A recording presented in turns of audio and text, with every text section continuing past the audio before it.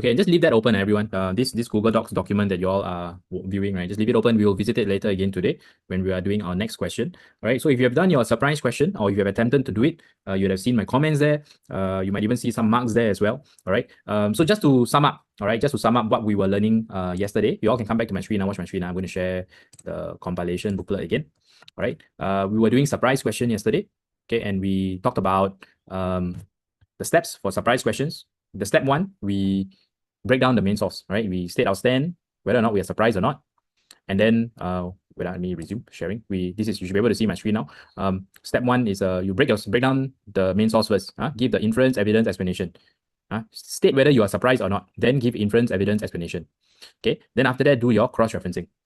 All right, cross-referencing to another source to either challenge it or support it. Support the main source or challenge the main source. All right. So if another source is challenging the main source, then the main source is surprising. Okay. If another source is supporting the main source, then the main source is not surprising. Okay. All right. And you should at least understand that part. All right. The cross-referencing part. All right. When you're cross-referring, remember to stick to the same main point. Right. If you're saying that the main point is that trade war harmed everyone, not only China and America, but it harmed many other countries also. If that's your main point, then when you are doing your cross-referencing, make sure you are still talking about that. Okay, whether or not the trade war is harming everyone or is it benefiting everyone. All right. So don't change your main point when you are cross-referring. Very important, that one. Okay, so that's the first two steps. You must try to get these two things right. All right. Step 3 is the challenging one, critical analysis of provenance. All right. Try if you can. If you can't, never mind. Don't worry. Don't be stressed about it. Okay. Just move on to the next question. All right. Just move on, because just by doing cross-referencing, you're getting higher level marks already. Okay, I hope that is clear for everyone, students. All right. So now we're going to go on to a new skill. Today, we're going to be learning a new skill. And that is two new skills, actually. Reliability and utility. All right. Why am I combining them in these two skills in one day? Because they are similar. Their steps are similar. Their steps are quite similar. So I hope you all have your booklet with you. Let me just quickly run through what is reliability again. It's something you all would have learned either in Sec 2 or Sec 3. All right. And really, the source, whether or not you can believe it, whether you can trust it, whether you can, sorry. Okay, I got a good question here from Lakshan. Sorry to stop the discussion here. Lakshan asks, for surprise question, can I just go straight into CAP, critical analysis of provenance? That means I am ignoring cross-referencing altogether. All right, that means I break down he asked a question. He asked, going back to this again, a surprise question. Can I just do this and then straight away go do this? You must always do this first. Step 1, you cannot run away. Okay, you can't run away from step 1. Step 1 must be done. You must break down the source. You must show the examiner you understand what is your main point there. Okay, and then what he's trying to say is that, can I go here straight away? That means I ignore step 2. Can I not? What do you all think? What does the class think? Is it possible? That means I'm ignoring step 2. I just go step 3. What do you all think? It surely will save time lah. For sure will save time. Right now, no need to do step 2 leh. Right? Cross-referencing is time consuming. So how step 1 then go step 3? How can then finish? Pass up. Next question. Students, what do you all think? Or the surprise question?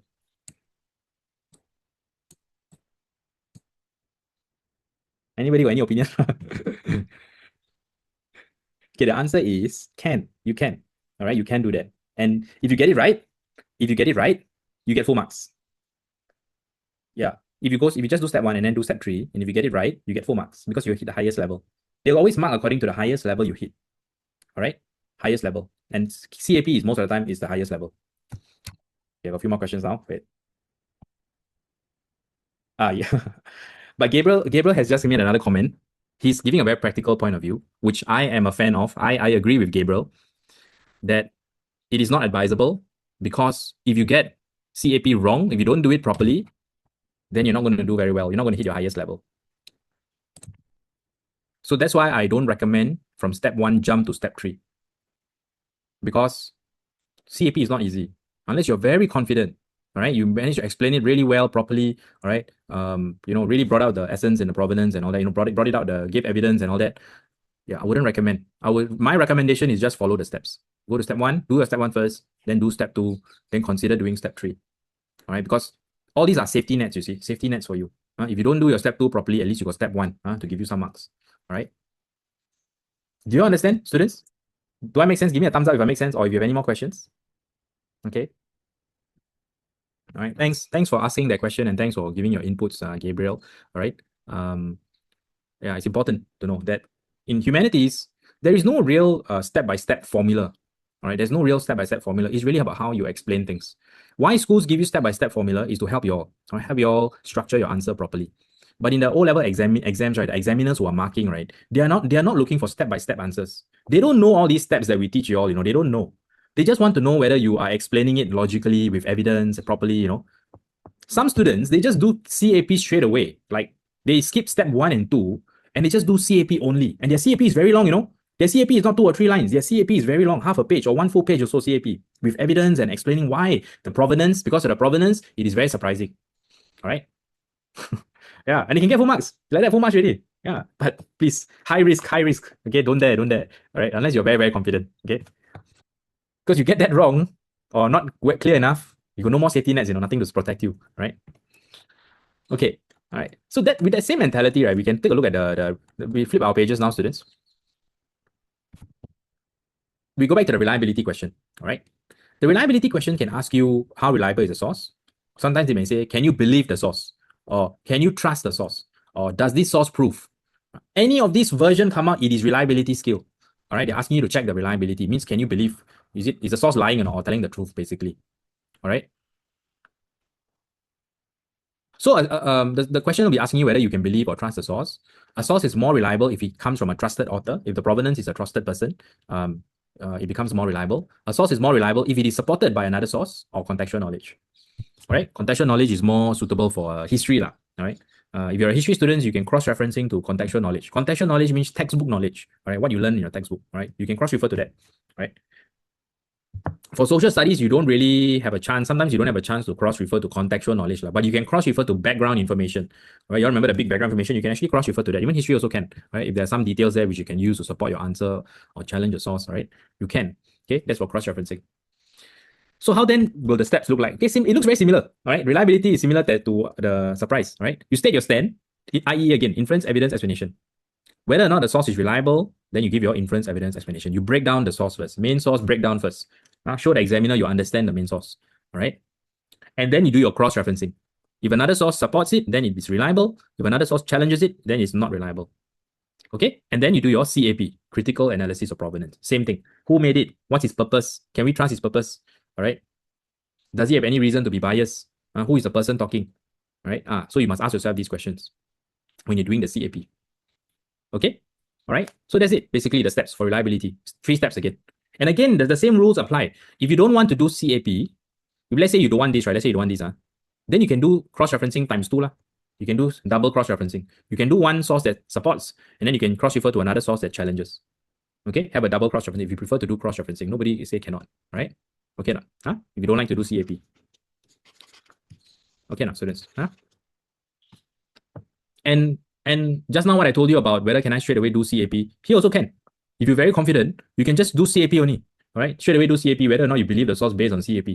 All right, and then you write a very detailed answer explanation, and you can get full marks. You can, but I don't recommend. Again, I don't recommend. Right, it is too dangerous.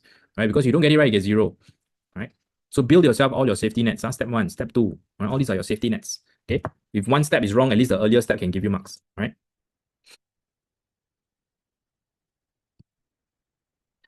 And then the next thing we should also learn at the same time when we're learning reliability, all right, is utility, right? How useful is the source in helping you understand something, all right? Whether or not the source gives you enough information or not. It's not whether the source can be believed or not. It's whether or not the source provides enough information to help you understand something. How useful is it? Okay? How useful is the source in helping you understand the topic, whatever topic they give you? Usually the question will give you a topic, all right? A source is more useful if it's reliable and comes from a trusted author. A source is more useful if it is supported by another source or some contextual knowledge, which makes it reliable. Okay? Please note, this one is important to note. And for usefulness, right, an unreliable source can still be useful. Even if it's unreliable, right, it can still be useful, all right, in helping you understand what was going on at that time. It really depends on the source, but sometimes unreliable source can still help you understand. something. Okay. So question types, in terms of question types, right? How useful is this source in helping you understand, for example, the efforts by the government in managing pollution or something like that? So normally they will give you a focus area, right? Usefulness question will come with a focus area in helping you understand or as evidence about something, all right? They'll give you an area to focus on, all right? And your answer must be about that. Okay, don't ignore this thing. Don't ignore this part of the answer of the question. Read the whole question carefully. Okay, and again, if you look at this, right, the step is the same. The steps for utility is identical to reliability, and almost the same towards for with surprise also. All right, 3 steps. You state your stand, whether it's useful or not. Then IEE, inference, evidence, explanation. Break down the main source first. I hope now you get the idea here. Always break down the main source first. Break it down first. Okay. Then do your cross-referencing. Now the cross-referencing for usefulness, you must be a bit careful. If you cross-refer to support, okay, you cross-refer to another source to support the main source. Then you break down that other source, right? You give the inference, evidence, explanation. And when you're finishing up that answer, make sure you say, therefore, source B is reliable, hence useful.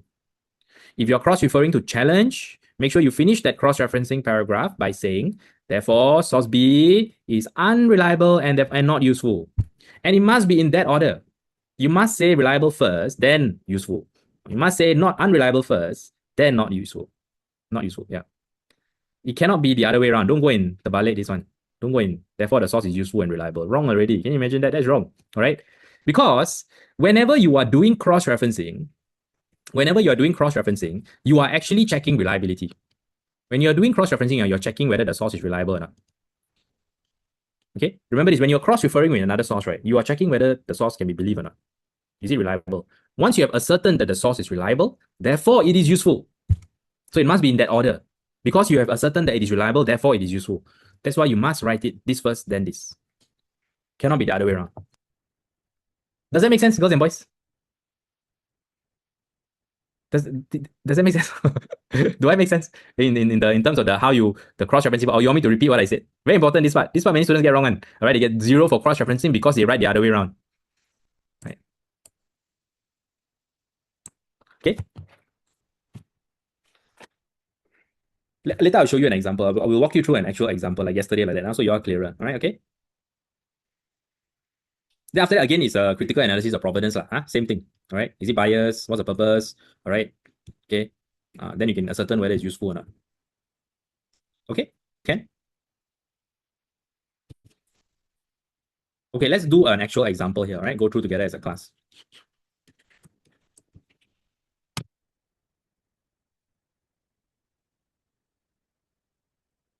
This one. Okay, I want you all to read through the 3 sources. Let's read through the 3 sources, students. All right, give you all 5 minutes. Okay, action should be ready. Okay, so this is again about globalization, right? This is about globalization. So the question is, study source A. How reliable is source A in telling us about the economic impact of globalization on Singapore? How reliable is source A in telling us about the economic impact of globalization on Singapore? So we look at source A. We must take note of who the author is. All right, this is by Piyush Gupta, Group CEO of DBS Group. All right, that means he's the boss. Okay, he's the boss of the DBS Bank, our DBS Bank. We all know, right? DBS Singapore, DBS Bank. All right, Singapore's largest bank. All right, he's the boss, overall boss. Okay, his name is Piyush Gupta. All right, and he's saying this. He's saying that Asia is no longer just the factory of the world. It is becoming the marketplace of the world. That means Asia is not just producing things. Factory is something that produces things, right? Makes things. But it's becoming the marketplace of the world. That means now Asia is also, you can buy and sell things also there. Right? It's not just a producer of things, but you can also buy and sell. That's the meaning of marketplace, right? And Singapore sits at the heart of this transformation. I mean, Singapore is right at the center of this. As capital means money. Capital is money, talent, and ideas flow through freely across borders. Businesses based in Singapore benefit from access to a market of billions. That means businesses in Singapore can sell to other people, customers, billions of customers all around the world. All right, because of globalization. Singapore businesses, they can sell to billions of people. Multinational companies, Asian companies, are now trading directly with one another, and Singapore is a natural hub for this activity. All right, that means all these companies can use Singapore for their financing, money matters, talent. Those who turn inward, that means those who don't embrace this, those countries that don't open up their borders. Turning inwards means you don't support globalization. You don't want to trade with other countries. You don't want to, build links with other countries. You just want to be yourself, inwards, inwards only. And reject globalization, risk being left behind.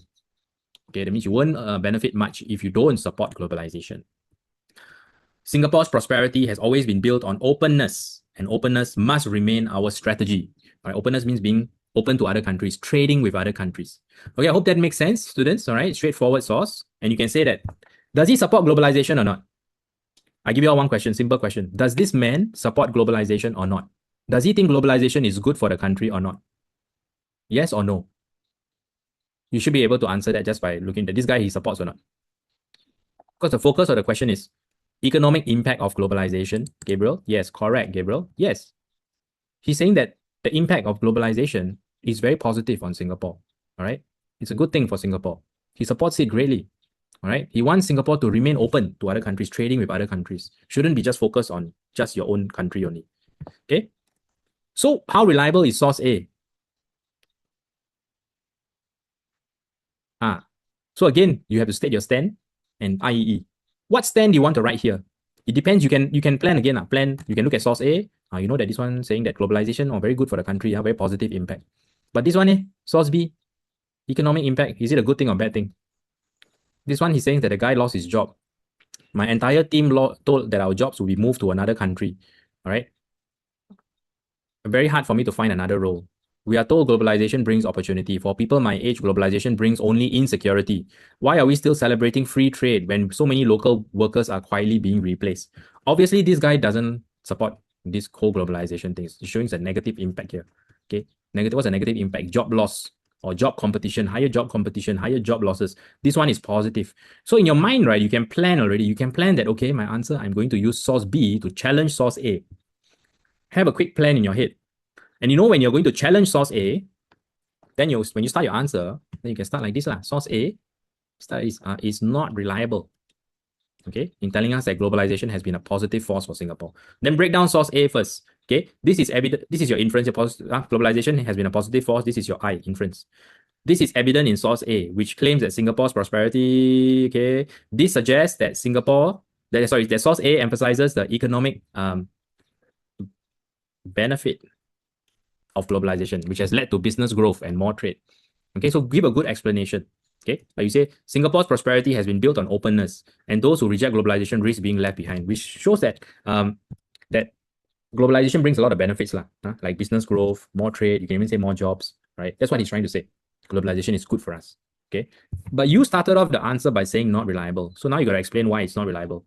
Then you can say when I cross refer to source B, it challenges, right? Challenges, right? Source A. Okay, source B is challenging source A. Source A has a lot of positive view, right? But source B is very negative, right? Source B is written by a 52-year-old PMAT. PMAT is a manager, engineer, technician, professional, who was retrenched after his role was offshore. Offshore means his job sent to another country. Okay, and who states that globalization brings only insecurity. I bring in evidence from source B, right? This means that globalization brings increased job competition. Okay, competition. If you can't see what I'm writing, let me know. And hardship for many people as people lose their income. Okay. Competition. So challenges, competition. Okay. That's why source A is not reliable, because source B is challenging it. This contradicts source A, hence it is not reliable when cross-referenced to source B. If any of the words you can't see, sorry, my handwriting like that, but let me know. I'll just type it out for you. But do you get it? You all get what I'm doing here? Very simple steps. Step 1, break it down. Step 2, cross-referencing. All right. Okay, if all okay so far, give me a Zoom thumbs up, then I continue.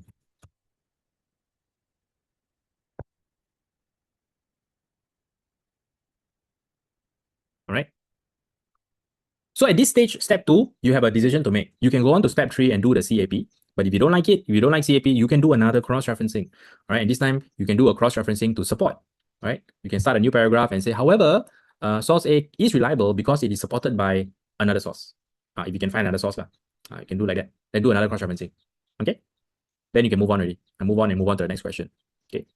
But if you're aiming for your full marks, right, you need to do your CAP. Okay. So CAP, so this guy is the boss of the DBS bank. Now, obviously, he's going to support globalization because his banks rely on businesses doing well, businesses coming to him to take loans, right? They will only take loans if they're doing well, all right? So that they can grow their business. They want to grow their business by trading with other countries, all right? Setting up shop in other countries, all right? All this needs money, right? So businesses go to banks to borrow money. They borrow money, then they can set up their business in other countries. So to him, right, he has a vested interest here, right? He supports globalization because it helps him, right? It helps his bank. He makes money by giving out loans. You all know that, right? Banks make money by lending money. They make money by lending out money because they charge interest. All right, they charge high interest, right? If you borrow $100 from the bank, you got to pay back maybe $150. All right, so that's the kind of interest I'm talking about. So that's how they make money. All right, so you would say that this guy has a vested interest, right, in globalization, in supporting globalization. So I'll say it's also not reliable based on his provenance. It was by Piyush Gupta, the CEO of DBS. All right, as a head of a bank, his business is banking, right? Banking business depends on international trade. International, I'm just gonna write it INTL, international trade, where money flows across borders. This is how banks earn profits, right? We would therefore expect him to defend and promote globalization because his bank's profits rely on it. Hence, based on its provenance, I'll say it's not very reliable, because the author has a commercial interest, like his vested interest is the commercial side. Okay. Notice he doesn't mention anything about the difficulties that people, face, like job losses and job competition. He doesn't. He just purely talks about the overall benefit for the country. Very one-sided view, right? He doesn't mention the negative impact, right? It's a very one-sided, biased view. Okay. You can even add in things like bias, right? You can say one-sided. Okay. He only talks about the positive impact only. Okay. So overall, it's not reliable. I cannot really trust him, that to say that, globalization has a positive economic impact. Why not? You all agree with me? How? Understand our students. That's why the CAP is not easy, right? That's why it's the highest level, right? But for some students, it comes naturally to them. I don't expect you to write like this. Your CAP, your paragraph, I don't need to go and write like your model answer here. No need, I don't expect that. As long as you logically can explain, this guy is one-sided. He just wants to say this is positive so that more people support globalization, that kind of thing, right? As a leader of a bank, he needs people to support globalization, and things like that. Write it in your own way, your own style. You can still get marks on.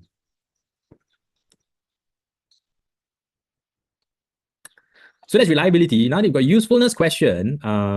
Okay, again, this time we're going to do source B. Okay, how useful is source B in helping us understand the impact of globalization on workers? Okay, remember I told you, usefulness question, they will give you an area to focus on. This is the area. Impact of globalization on the workers. Very important. Maybe I should just highlight the workers part, right? That means your answer must be about impact on the workers. Globalization's impact. Your whole answer must be about that. Don't tell me about anything else. It must be an impact on the workers. How useful is source B in helping you understand? Okay. And then we go back to source B, right? Source B talks about the negative impact on the workers, that people were losing jobs, they were struggling to find jobs and things like that. All right, if you remember that, it's written by a 52-year-old man, IT professional in Singapore, who was retrenched. Retrenched means he lost his job, all right? Because his role was offshore. That means the company hire someone overseas, using someone from overseas to do the job of this guy. So this guy is not needed anymore, all right? Why do they do that? Because the person overseas cheaper to hire, right? Less salary, maybe the salary is less, right? So this one says that workers, they have a hard time, a lot of hardship here. How about source C? Does source C support source B or not? Can you all tell me? One or two of you tell me. Right. Source C is supporting source B. Because source C also says that people are losing their jobs, which is from this line here. Which line? Retrenchments more than double. Right now.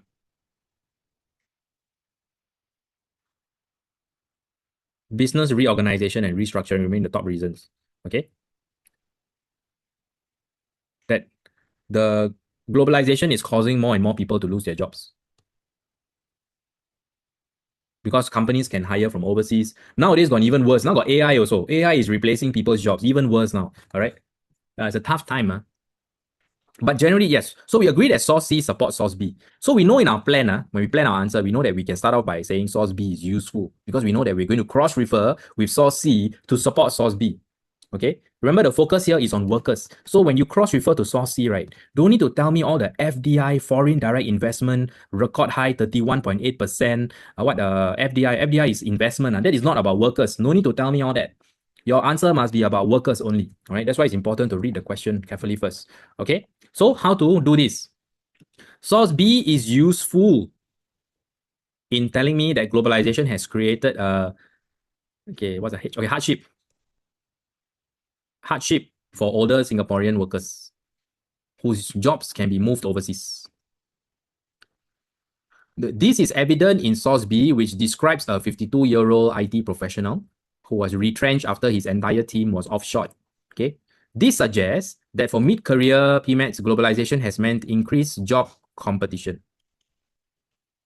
Okay, he has more competition rather than opportunity, especially when their roles can be replaced. Right, it's harder for people. All right. So it's causing a lot of hardship for people because they're losing their jobs, and on top of that, they find it hard to find a new job. Right. And this is also seen in source C. When I cross-refer to source C, it supports source B. Source C, then you must break down source C. You need to break down source C. Source C reports that retrenchment in Singapore more than double from, what's that number? 6440, right? From 6440 in 2022 to 14,320 in 2023. That's a lot. That's like more than double, right? With business reorganization, top reason, okay? The independent data confirms the writer's experience. And the data from source C is matching with the writer's experience in source B. Okay. This is what I mean. How you end the paragraph. Hence, how do you end this paragraph? Because this is usefulness question. You're cross-referring to support. Hence, source B is reliable and therefore useful in showing the globalization's impact on workers in Singapore. Because source C is supporting source B, therefore source B is reliable and useful. You cannot write it the other way around. You cannot say source B is useful and reliable. It's wrong. Yeah, it's wrong. Literally, I'm not joking. That is wrong. You will not get marks for the entire paragraph. Yeah, if you write it the other way around. Yeah, remember that, okay, students? Please remember that. You have to write say it's reliable first, then therefore it is useful. All right? Because like I said before, when you are doing cross-referencing, you are checking reliability. Now that you have ascertained that source B is reliable, therefore it is useful. All right? Then the last paragraph is the CAP again. Again, you can do double cross-referencing. Right? If you don't want to do CAP, you can do double cross-referencing. Right? If you first one you did a support, the second one you can do a challenge. Right? You can do that. Okay. But like I said, you will not get full marks. Maybe you get 5.6, right? Maybe. Okay, CAP. However, source B is less useful based on its provenance. Okay. So you can see you can have a balanced answer. No need to be whole answer one-sided. You can have some part is useful, some part is not useful, right? You can have a balanced answer, no problem. Right. However, source B is also less useful based on its provenance. Okay. It was written by a worker who was personally, the R word is retrenched. Okay. No space for me to write. Retrenched. Okay. Personally retrenched after his role was offshore, meaning he has suffered direct financial loss and emotional distress.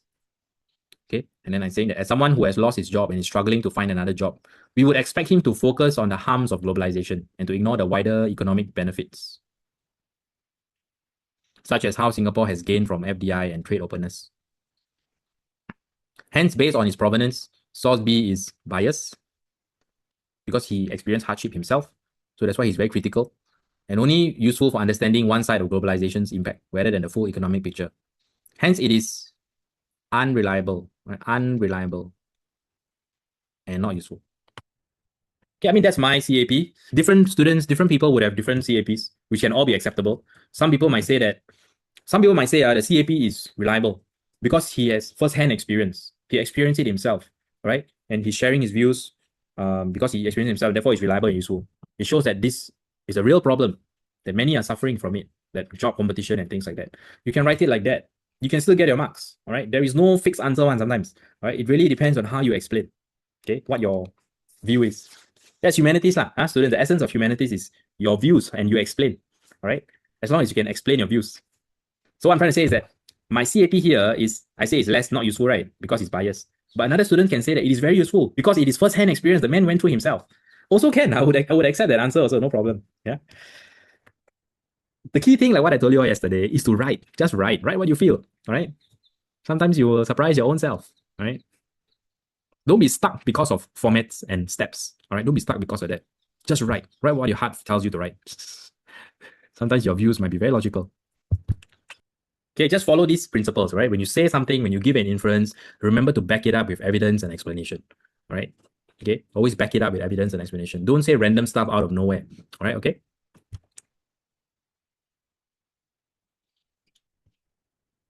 Okay, questions, students? Now you see there's a common theme, right, between surprise questions, yesterday's surprise question, today's reliability and usefulness. The steps are about the same. Am I right, girls and boys? Roughly around there, all right?